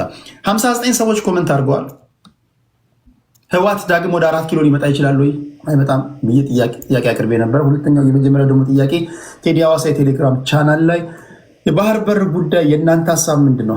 አሁን አያስፈልገንም፣ ለጊዜው አሁን ነው። ሀመርዋ ኢትዮጵያ በጭራሽ አያስፈልጋትም። 133 ሰዎች ኮመንት ሰጥታችኋል። ስማችሁን እየጠራሁኝ አነባለሁ። ያላደረጋችሁ አርጉ። ቴዲ ሐዋሳ የቴሌግራም ቻናል ላይ ገብታችሁ ማይካችን 8 ደቂቃ አለው እንደሚ የስቴት ጉዳይ እያለ ወልቃየት ላይ ከፍተኛ የሆነ የኢትዮጵያ መሬት ለሱዳኖች ሰጥቶ ቁጭ ብሏል ያለው እስከዛሬ ጠይቆበት አያውቅም። ኢዝ የናሽናል ኢንተረስት ጉዳይ ከሆነ በመጀመሪያ ማስቀደም ያለበት ያንን ነው፣ ወደ ኤርትራ ማዞር አይደለም። ብዙ ሰዎች ኤርትራ የኛ አካል ነበረች አገር አልነበረችም የሚሉ ሰዎች ኤርትራ ከጥንትም ጀምሮ የዳአማት ኪንግደም ፕሬዘንት ዴይ ኦፍ ኤሪትሪያ ኢንፋክት ሼር እንኳን የምታደርገው ከትግራይ ጋር ብቻ ነው። እንደ ሀገርነትም ከሆነ እንደ ንግስናም ከሆነ ከነዞስ ካለስ ጊዜ የሚጀምረው ኦር የአክሱማይት ኪንግደምን ከሆነ ስናወራ መጠንቀቅ መቻል አለብን። ኢፍ ዊ ቶክን አባውት አቢሲኒያ ኦር አክሱማይት ሼር ልናደርገው የምንችል የጋራ የሆነ ታሪክ የጋራ የሆነ ፊደልን እንጠቀም ነበረ። ኤርትራ የራሷ የሆኑ ነገስታቶች የነበሯት በራሷ ንግስና ትመራ የነበረ ግን አሁን ኤርትራ የኛ አካል ነች ሲባል የትኛው ጊዜ እየተመረጠ ነው? 1000 ዓመት 1500 ዓመት ወደኋላ ተኪዶ ነው? የባህር ወደብ ኢትዮጵያስ መቼ ነው የነበራት? ከ1953 ዓመተ ምህረት በፊት እኮ ለ60 እና ለ70 ዓመት ባህሩን ይቆጣጠር የነበረው ጣሊያን ነው። ከዛ በፊት በነበረበት ጊዜ ደግሞ የኦቶማን ኢምፓየር ነው ለ400 ዓመታት ያህል። ጣሊያን ከማን የተቆጣጠረው የአሰብን ወደብ? ከሁለት ወንድማማቾች ከአፋሮች ላይ ነው እንትን ያደረጉት። ሱልጣን ኢብራሂም እዛ ቦታ ላይ ሱልጣን ኢብራሂም ሮባቲኖ ለሚባል ኩባንያ በኮንትራት መልክ ሸጡለት። ሮባቲኖ የሚባለው ኩባንያ የጣሊያን ኩባንያ ነው። ጣሊያን በዛም ያን አስታኮ መጣና አሰብን ተቆጣጠረ። ትክክል። ኦኬ ቴንክ ዩ። እስከዚህ ከተስማማን አሁን እዛ ላይ ኢትዮጵያ የምትባለው ሀገር በዛ ሰዓት ላይ እና አፄ ሚኒሊክ ይሁን አፄ ዮሐንስ ያለው እንግዲህ እነዛ በዛ ሰዓት ላይ ኤርትራ በእያንዳንዱ ልክ እንደዚህ ይሄ ህግ እንዳባ ህግ ሎጎ ጫም ይባላል። እያንዳንዱ ኦሪጂናል ስቴት የራሱ የሆነ አውቶኖሚ ስቴት ነው። የክልሉ ነገስታቶች አሉ፣ የየራሳቸው የሆነ ንግስና አላቸው፣ የየራሳቸው የሆነ ፓወር አላቸው። በኢትዮጵያ በኩል ግን እንደምንሰማው ሴንትራል የሆነ ፓወር አለው። ረጅም ርቀት አንሂድ ማይክሮ። ኤርትራ የኢትዮጵያ አካል ሆነ አታውቅም አልከኝ። እኔ ለምሳሌ በኢህአዴግ ጊዜ የተወለድኩ ልጅ ነኝ። አብዛኞቹ ኢትዮጵያውያን አሁን ወጣቶች እዚህ ውስጥ በኢህአዴግ ጊዜ ስላለው ነገር ነው የምናውቀው። በደርግ ጊዜ እኮ ኤርትራ እኮ የኢትዮጵያ አካል ናት እኮ አይደል? ትክክል። ታዲያ ምኑ ነው ረጅም ርቀት ሳኔ? ታዲያ ምኑ ነው ኤርትራ በታሪክ ኢትዮጵያ አካል ሆነ አታውቅም የምትለኝ? ኢትዮጵያ በታሪክ የባህር በር ኖሯት አታውቅም የምትለኝ? ታዲያ በጣም ቆንጆ ጥያቄ ነው። በዛ ሰዓት ላይ ኤርትራ የኢትዮጵያ አካል በምትሆንበት ሰዓት ላይ በፌዴሬሽን የሚለው ጽሁፉ ምንድነው? ሁለት ሀገሮች በፌዴሬሽን ተዋህዱ ነው የሚለው ለ10 ዓመት ያህል ያንን የፌዴራል ስቴት ነው ኃይለሥላሴ አኔክስድ ያደረገው፣ ባይ ፎርስ አኔክስድ ያደረገው ነው የሚለው እኮ እሱ 1952 ላይ ነው። እስከ 1957 ያንንም ጸሐፊ ትእዛዝ አክሊሉ ሀብተወልድ ሄደው የኤርትራን ህዝብ አግባብተው በፌዴሬሽን መልክ ከኢትዮጵያ ጋር አንድ አደረጓት። ኖ እንደዛ አይደለም። አክሊሉ ሀብተወልድ አግባብተውት ሳይሆን ችግር የለውም። ዋነኛው ነው የአንበሳውን ሚና የተጫወቱት ጸሐፌ ትእዛዝ አክሊሉ ሀብተወልድ ናቸው። እንደውም ንጉሱ ፌዴሬሽኑን ዲዞልቭ ሲያደርጉ በኤርትራውያን ዘንድ ከፍተኛ ቁጣ መቀስቀስ የጀመረው የዛን ጊዜ ነው። እስከዛ ድረስ ዲዞልቭ እስኪሆን ድረስ በጣም ፋይን ነበራቸው፣ ደስተኞች ነበሩ፣ ህዝቡም ደስተኛ ነበረ። ዲዞልቭ የተደረገበት መንገድ ኤርትራ የትግረኛ ቋንቋና አረበኛ ቋንቋ የኦፊሻል የስራ ቋንቋ መሆኑ ቀርቶ አማርኛ የስራ ቋንቋ እንዲሆን የተጫነው